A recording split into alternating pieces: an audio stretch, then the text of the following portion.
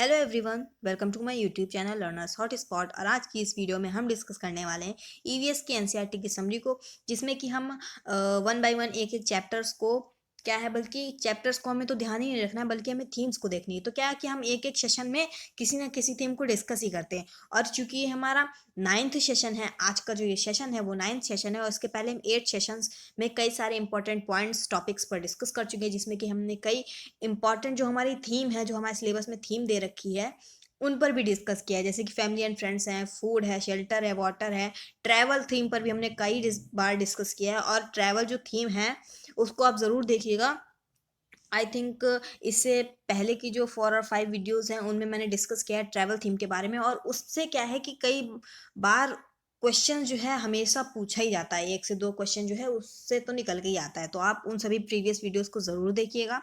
और आज के इस सेशन को हम स्टार्ट करते हैं, जिसमें कि हम इसमें भी किसी ना किसी थीम को ही लेकर चलेंगे। और इसमें आज हम बर्ड्स, प्लांट्स, एनिमल्स, इन सब को लेकर के जानेंगे और इनके बारे में कई सारी बातों को जानेंगे, जो कि हमारे टीचिंग एग्जाम से रिलेटेड हैं और काफ़ी रिलेवेंट हैं।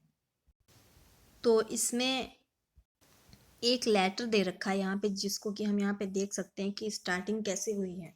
पहले एड्रेस किया गया है, फिर यहाँ पे क्या है, डेट वगैरह लिखी है। तो ये क्या है कि एक लेटर के फॉर्म में दे रखा है और बच्चों के लिए एक स्टोरी है।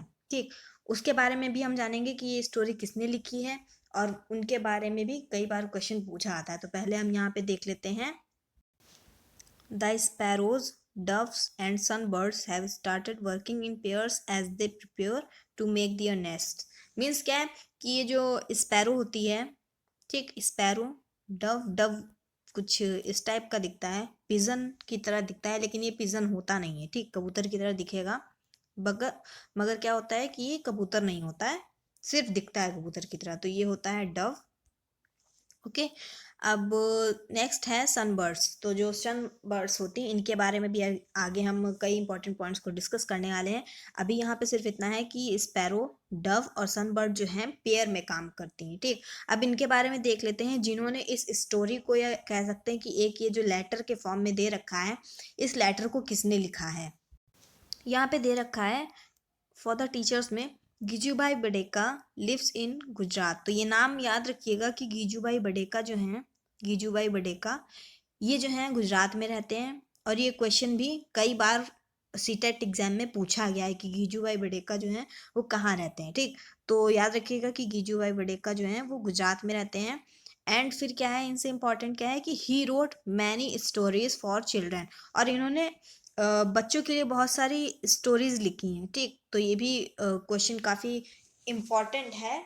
और कई बार पूछा गया है कि जैसे कौन से राइटर हैं जिन्होंने बच्चों के लिए काफ़ी सारी स्टोरीज लिखी हैं। ठीक, तो याद रखिएगा गीजूभाई बड़ेका हैं, जो कि गुजरात में रहते हैं। यहाँ पे इंडियन रॉबिन दे रखा है, ये आप देख सकते हैं। इंडियन रॉबिन कुछ ऐसा दिखता है। अब इसके बारे में देख लेते हैं कि इंडियन रॉबिन से रिलेटेड कुछ यहाँ पे दे रखा है। जैसे कि जो इंडियन रॉबिन है वो रोड साइड में जो रॉक्स होते हैं, स्टोन्स वगैरह होते हैं, पत्थर, उसके बीच में अपने एग्स ले करता है। ठीक, तो मीन्स क्या है कि there are many stones along the road side, in the space between these stones and Indian robin has laid its eggs.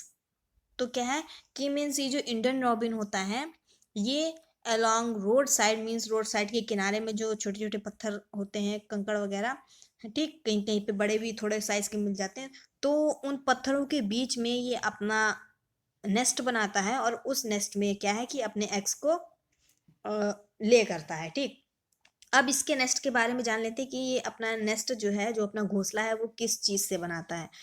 इसका जो घोंसला होता है वो ग्रास से बनता है, घास, घास का यूज़ करता है ये जो इंडियन रॉबिन है अपने घोंसले को बनाने में। ठीक, और क्या है, सॉफ्ट ट्विंग्स जो होती हैं, सॉफ्ट टहनियाँ जो होती हैं पेड़ों की, वो रूट्स, और वूल, हेयर, कॉटन वूल। तो इन सब चीज़ों का यूज़ करके इंडियन रॉबिन अपना नेस्ट बनाता है। किन सब चीज़ों का, ग्रास, सॉफ्ट ट्विंग्स जो मुलायम टहनियाँ होती हैं पेड़ की, उसको। नेक्स्ट है roots, wool, hair, cotton wool. इन 4-5 चीज़ों का यूज़ करके इंडियन रॉबिन अपना नेस्ट बनाता है। और कहाँ पे बनाता है, रोड के साइड में जो पत्थर वगैरह होते हैं वहाँ पे अपना घोंसला बनाता है। ठीक, तो ध्यान रखिएगा कि ऐसे क्वेश्चन पूछा जाएगा कि रोड साइड में अपना नेस्ट कौन बनाता है, घोंसला कौन बनाता है, कौन एग्स ले करता है वहाँ पे, ठीक। तो कौन सा पक्षी होगा, वो इंडियन रॉबिन होगा। ऑप्शन में कई बार देता है इंडियन रॉबिन है, कोयल है, क्रो है, स्पैरो है, तो उसमें क्या है कि आपको ध्यान से टिक लगाना है कि वो इंडियन रॉबिन ही है। ओके। अब यहाँ पे क्या है कि जैसे ये जो है इंडियन रॉबिन जो है, ये क्रो की तरह लगता है लेकिन होता नहीं क्रो। इंडियन रॉबिन है ऐसा, ठीक। और क्रो जो है ये नीचे वाला है, ये होता है क्रो, ठीक। अब क्रो के बारे में भी कुछ जान लेते हैं और इसके नेस्ट के बारे में भी हमें कुछ देखना है यहाँ पे।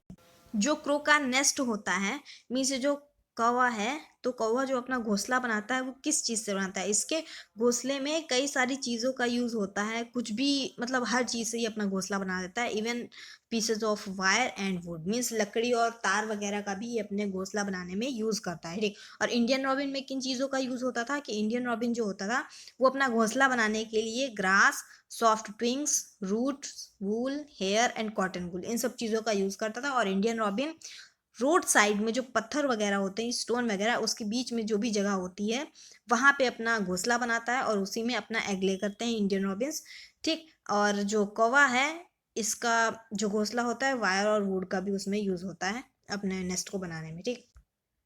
यहाँ पे कोयल के बारे में दे रखा है, काफ़ी इंपॉर्टेंट है। और देख लेते हैं क्या है। कोयल जो है वो कुछ ऐसी दिखती है, लगभग कौवे की तरह होती है, बट कौवा क्या है कि वो डिफरेंट है और ये कोयल जो है वो डिफरेंट है, ये काफ़ी मीठा गाती है। और क्या है कि कोयल जो है ये अपना नेस्ट नहीं बनाती है, ठीक। अपना नेस्ट नहीं बनाती है, अपने एग्स कहाँ ले करती, बल्कि कौवे के जो घोंसला होता है, कौवा का घोंसले में अपने एग्स को ले करती है। और इसके जो एग्स होते हैं और कौवे के जो एग्स होते हैं उसमें कोई ज़्यादा डिफरेंस नहीं होता है, इसलिए कौवा डिफरेंशिएट नहीं कर पाता है कि ये मेरे अंडे हैं या किसी दूसरे पक्षी के। इसलिए उस जो कोयल के जो अंडे होते हैं उनको अपने ही एग्स समझ करके उसकी देखभाल करता है, केयर करता है, ठीक। और जो क्रो होता है वो अपना नेस्ट कहाँ पे बनाता है, high up on a tree, means बहुत ही ऊंचाई पे बनाता है। और उसी के घोंसले को कोयल भी यूज करती है एग ले करने के लिए, ठीक। अब क्या है यहाँ पे डव के बारे में है। डव ये अपना घोंसला बनाने के लिए यूज करता है thorns of A cactus plant और ए मेहंदी हेज। मीन्स ये जो डव पक्षी है ये कैक्टस प्लांट जो होता है उसके जो कांटे वगैरह होते हैं उनका यूज करता है, या फिर मेहंदी हेज जो मीन्स मेहंदी का जो पेड़ होता है, जो नेचुरल मेहंदी होती है उसके पेड़ में भी कांटे होते हैं, तो उनका भी यूज करता है अपने नेस्ट बनाने के लिए, ठीक। और अब यहाँ पे स्पैरो दे रखा है, तो स्पैरो के बारे में क्या है कि स्पैरो तो आपको कहीं पे भी मिल जाएगी, आपके घर में भी स्पैरोज आपको मिल जाएंगी और उनका घोंसला भी मिल जाएगा, ठीक। और इसी टाइप का एक पक्षी और होता है जो कि आपको अपने घर में ही मिल जाएगा, उनके नेस्ट वगैरह जो घोंसले वगैरह होते हैं वो भी आपको अपने घर पे ही देखने को भी कहीं पे भी मिल सकते हैं, जो कि होता है पिजन। तो ध्यान रखिएगा कि घर पे या कहीं भी पे घोंसला बनाने वाले पक्षी कौन से होते हैं, स्पैरो और पिजन। ओके।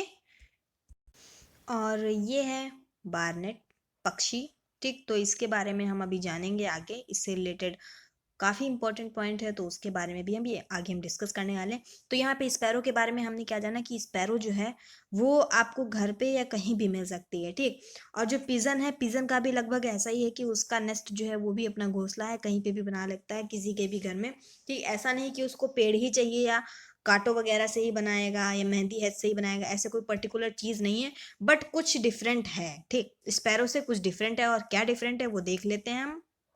डिफरेंट ये है कि जो पिजन होता है वो अपना नेस्ट तो लगभग स्पैरो की तरह ही बनाएगा, कहीं पे भी कबर्ड के पीछे बना लेगा, ठीक। मिरर के पीछे बना लेगा, कहीं पर भी, ठीक। बट क्या है जो पिजन होता है, डेजर्टेड जो बिल्डिंग होती हैं, जो मीन्स खंडहर एक तरीके से हम कह सकते हैं, वहां पे बनाता है ज़्यादातर। पिजन के जो घोंसले होते हैं वहां पे मिलेंगे, अगर कोई खंडहर वगैरह है वहां पे आप जाके देखें तो कबूतर के घोंसले आपको वहां पे कई सारे मिलेंगे, और हो सकता है एग्स भी मिल जाए वहां पे कबूतर के, ठीक है। और उसी में जो है कबूतर एग्स ले करते हैं। अब यहाँ पे क्या है, बारबेट और कॉपर स्मिथ भी इसको कहते हैं। बारबेट अभी हमने पीछे देखा था कि कौन सा पक्षी होता है जो बारबेट की तरह, मीन्स कौन सा पक्षी होता है जिसको बारबेट कहते हैं या फिर कॉपर स्मिथ भी कहते हैं। तो ये क्या है कि इसको हम समर सीजन में देखते हैं और टुक टुक टुक टुक करके इसके कुछ वॉइस होती है, ठीक। तो इसमें ध्यान रखिएगा कि जो बारबेट नाम का जो पक्षी होता है वो उसको क्या है कि कॉपर स्मिथ भी कहते हैं। और उसकी जो वॉइस होती है, आवाज़ होती है, उसको वो क्या होती है, टुक टुक टुक टुक करके बोलता है, ठीक है। It makes its nest in a hole, means कहीं भी छेद वगैरह मिल जाएगा बड़ा सा तो उसमें रह लेगा। कहाँ पे, ट्री का जो ट्रंक होता है, मीन्स पेड़ का जो तना होता है, उसमें जो कई सारे पुराने ट्री होते हैं उसके तने में जो होल वगैरह होता है, वहीं पे ये जो कॉपर स्मिथ होता है या जो बारबेट है इसको कह सकते हैं, तो ये पक्षी वहां पे रहता है, ठीक।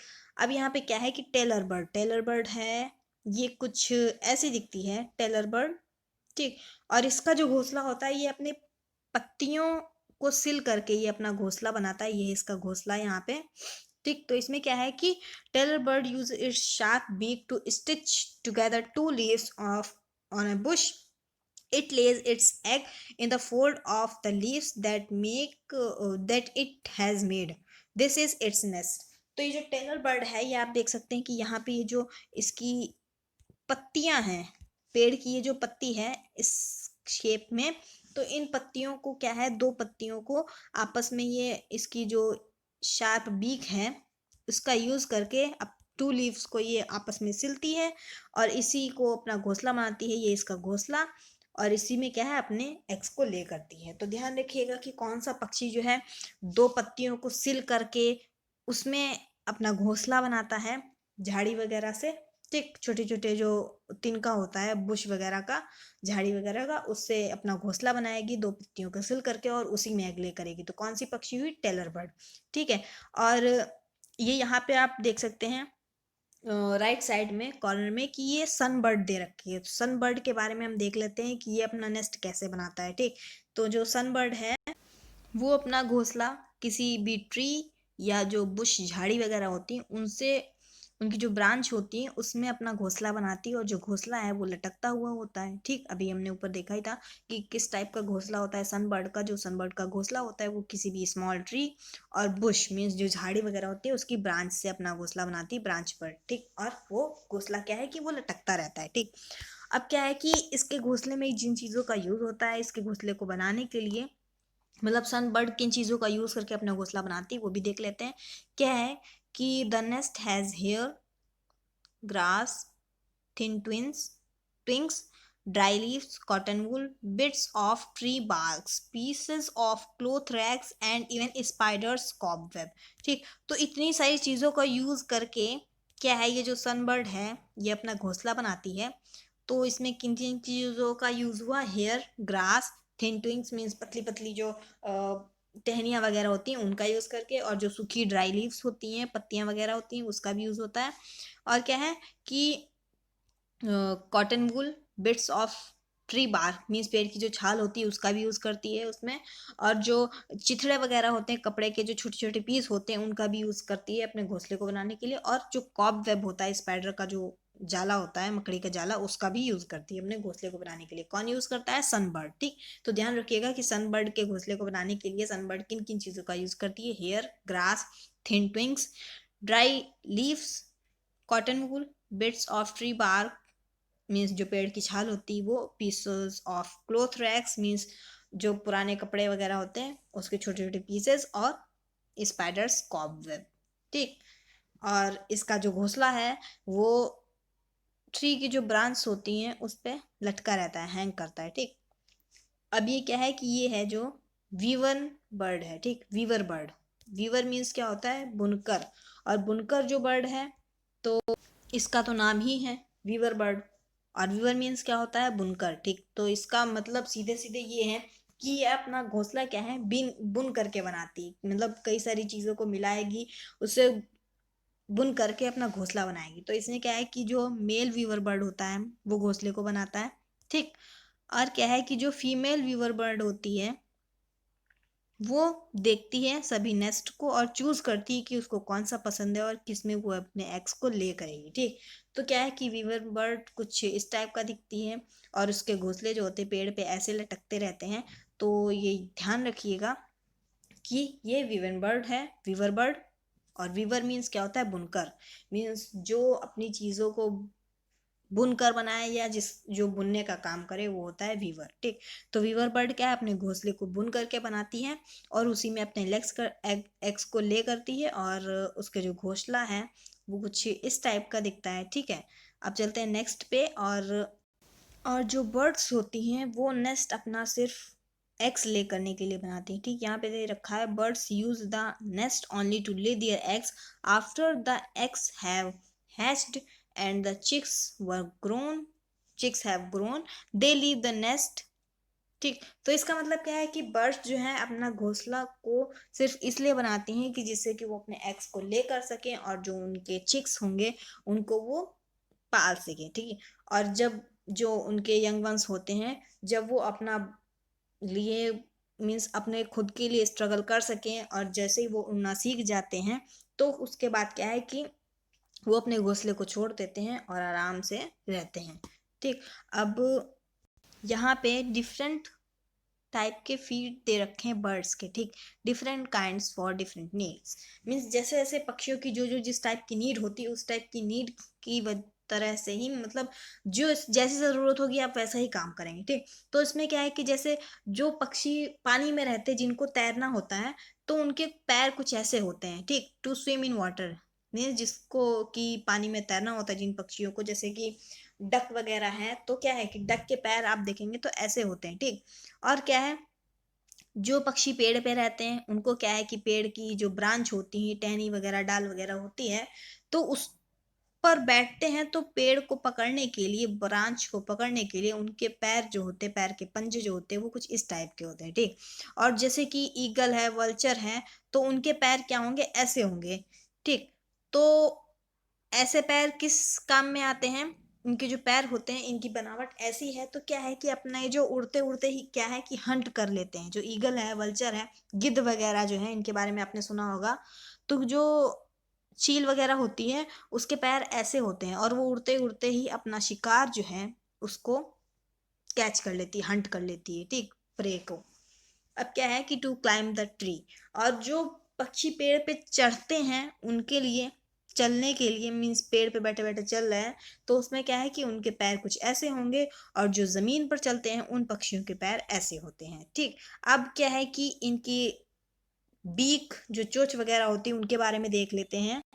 और क्या होता है कि इनकी जो बीक्स वगैरह होती हैं, जो चोंच होती है बर्ड की, ये इनके फूड के अकॉर्डिंग होती है। मीन्स जैसी पक्षी की, जिस पक्षी की जैसी चोंच है वो वैसा ही फूड खाएगा। ठीक, या एक तरीके से ये हम कह सकते हैं कि जो पक्षी जो खाता है या जो अपनी चोंच का जिस टाइप के लिए यूज कर सकता है वो उसी खाने को खाएगा। ठीक, birds beak according to the food, means जो पक्षी जो खाता है उसी के अकॉर्डिंग उसकी चोंच होती है। तो यहाँ पे क्या है, to tear and eat the meat, means ये क्या है कि एक तरीके से जो ईगल होती है, ठीक, जो ईगल होती है उसकी चोंच कुछ ऐसे ही होती है, ईगल और वल्चर वगैरह जो होते हैं उनकी चोंच ऐसे ही होती है क्योंकि वो मीट को खाते हैं। ठीक, फिर क्या है कि to make hole in wood and tree trunks, तो जो पक्षी क्या है कि पेड़ के तने में होल बना करके उसमें अपना घोंसला बनाते हैं, उसमें रहते हैं, तो या उसमें जो कीड़े मकोड़े वगैरह रहते हैं उनको जो खाते हैं तो उनकी चोंच ऐसी होती है। ठीक, उनकी जो बीक होती है, बीक को मीन्स होता है चोंच।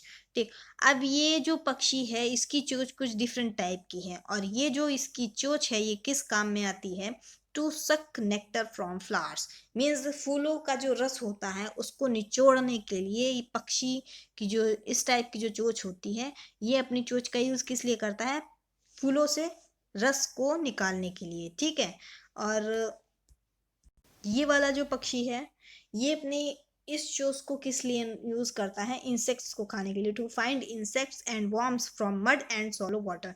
ठीक, तो मीन्स पानी पीने के लिए, और जो इंसेक्ट वगैरह होते हैं मड में, मीन्स कीचड़ वगैरह मिट्टी वगैरह में जो इंसेक्ट्स वॉर्म्स वगैरह होते हैं उनको खाने के लिए इस टाइप का यूज करते हैं। ठीक, मीन्स ऐसे जो पक्षी हैं वो क्या खाते हैं, जिन पक्षियों की चोंच ऐसी होगी वो इंसेक्ट्स और वॉर्म्स खाएंगे जो मिट्टी वगैरह में होते हैं उनको। ठीक, और यहाँ पे क्या है, ये ऐसी चोंच वाले जो पक्षी होते हैं वो किस काम में लेते हैं, to break and crush seeds, means seeds जो होते हैं बीज वगैरह होते हैं उनको खाते हैं। ठीक, अब ये जो है ये कुछ एक तरीके से कह सकते हैं कि कौवे की चोंच भी लगभग ऐसी होती है।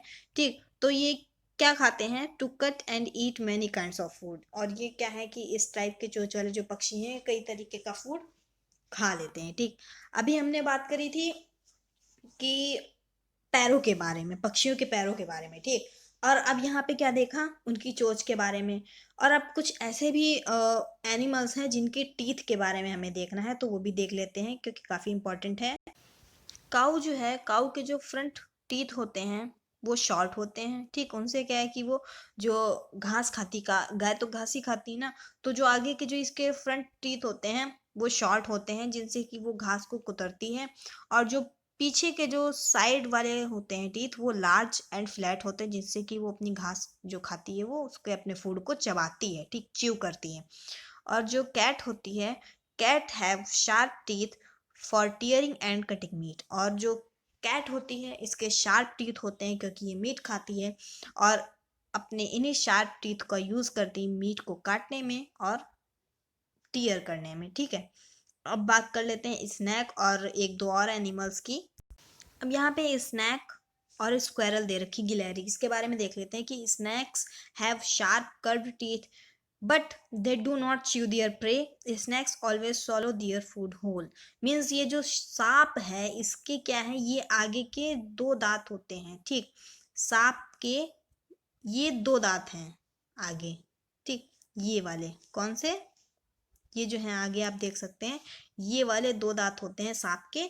और ये क्या है, इनको फैंग्स कहते हैं। और जब सांप जो काटता है, जब देखते हैं कि अगर सांप ने काटा है तो दो डॉट बन जाते हैं कुछ इस टाइप के। ठीक, ये जो दो डॉट हैं, सांप काटेगा तो ऐसे डॉट बन जाएंगे। तो क्या है कि सांप जब काटता है तो आगे इसके जो दो दांत हैं, यही दो दांत के निशान जो हैं जब वो काटता है तो पड़ जाते हैं और हम जान जाते हैं कि अगर ये दो डॉट बने हुए हैं तो मीन्स क्या है कि सांप ने काटा है। और इसको कहते हैं हॉलो फैंग्स। मीन फैंग्स होते हैं और ये अंदर से खोखले होते हैं, इसलिए हम इसको हॉलो फैंग्स कहते हैं। और ये क्या है कि अपने सांप जो होता है अपने प्रे को, मीन्स अपना इसका जो शिकार होता है, इसका जो फूड होता है उसको कभी च्यू नहीं करेगा, चबाएगा नहीं, बल्कि क्या है उसको निगल जाएगा, पूरा पूरा का पूरा निगल जाएगा। ऐसा नहीं कि काट काट के खाएगा, वो पूरा का पूरा समूचा ही निगल जाता है। ठीक, और स्क्वेरल क्या है कि स्क्वेरल के जो फ्रंट टीथ होते हैं वो थ्रू आउट लाइफ जो क्या है कि बढ़ते रहते हैं, कीप ग्रोइंग, बढ़ते रहते हैं। और क्या है, they have to keep growing on things to keep their tastes from becoming too long। और क्या है कि इनके जो आगे के फ्रंट टीथ होते हैं, क्योंकि वो थ्रू आउट लाइफ बढ़ते रहते हैं, इसलिए क्या है कि अपने आगे वाले ही टीथ का ये ज़्यादातर यूज़ करती हैं किसी भी चीज़ को खाने के लिए। और अपने उनको क्या है कि दांत को रगड़ते रहते हैं जिससे क्या है कि वो ज़्यादा लॉन्ग ना हो जाए। ठीक, इतना सब हमने जाना।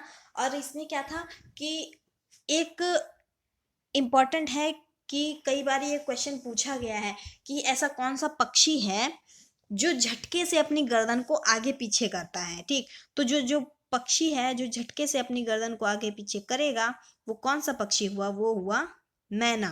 ठीक, मैना ऑप्शन में दिया होगा, उल्लू दिया होगा, बट ऑप्शन में जो दे रखा है उसी के अकॉर्डिंग आपको लगाना होगा। अगर ऑप्शन में क्या है उल्लू नहीं दे रखा है तो आप मैना लगाइएगा। ठीक, कई बार कंफ्यूजिंग के लिए आ जाता है, बट क्या है कि कई बार ऐसे भी हो सकता है कि उल्लू ना दिया हो। तो अगर पूछा गया है कि ऐसा कौन सा पक्षी है जो झटके से अपनी गर्दन को आगे पीछे करता है, बैक एंड फोर्थ करता है, तो वो क्या हुई? मैना हुई। और जो पक्षी अपनी गर्दन को ज्यादा हद तक राउंड कर सकता है, ठीक, जिसको हम कह सकते हैं 360 डिग्री तक अपनी गर्दन को जो पक्षी घुमा सकता है, वो कौन सा पक्षी हुआ? तो उल्लू हुआ। ठीक, तो ध्यान रखिएगा कि जो पक्षी अपनी गर्दन को आगे पीछे झटके से करता हो वो है मैना। और जो उल्लू है, उल्लू क्या है कि 360 डिग्री तक अपनी गर्दन को रोटेट कर सकता है। ठीक है, तो आज की इस वीडियो में हमने काफ़ी सारे इंपॉर्टेंट पॉइंट समझे, इंडियन रॉबिन के बारे में जाना, कोयल के बारे में जाना, और जो मोस्ट इम्पॉर्टेंट था मैना वाला पॉइंट कि मैना जो है वो झटके से अपनी गर्दन को आगे पीछे करती। तो ध्यान रखिएगा कि मैना हुई। और अगर पूछा जाए कि ऐसा कौन सा पक्षी है जो ज़्यादा हद तक अपनी गर्दन को घुमा सकता है या 360 डिग्री तक घुमा सकता है, तो वो हुआ उल्लू। ठीक, और इसमें हमने और भी कई सारे इंपॉर्टेंट पॉइंट्स को समझा। और इस क्योंकि ये हमारा 9th सेशन था और इससे पहले की वीडियोस अगर आप ये तक आपने नहीं देखी तो उनको ज़रूर देखिएगा, वो भी आपके लिए काफ़ी हेल्पफुल हैं। और अगर आपको ये वीडियो अच्छा लगा तो इस वीडियो को ज़रूर लाइक करें, ज़्यादा से ज़्यादा शेयर करें, कमेंट सेक्शन में अपने विचार एवं सुझाव को ज़रूर बताएं कि आपको ये वीडियो कैसी लगी। और फिर भी अगर आपके कोई डाउट्स रह गए हों तो उनको भी आप कमेंट सेक्शन में पूछ सकते हैं। एंड अगर अभी तक आपने मेरे चैनल को सब्सक्राइब नहीं किया है तो जल्दी से मेरे चैनल को सब्सक्राइब कर लीजिएगा, साथ ही बेल आइकन को भी प्रेस कर लीजिएगा ताकि आगे आने वाली सभी एजुकेशन वीडियोज़ का अपडेट नोटिफिकेशन आप तक पहुँच जाए। And all the very best.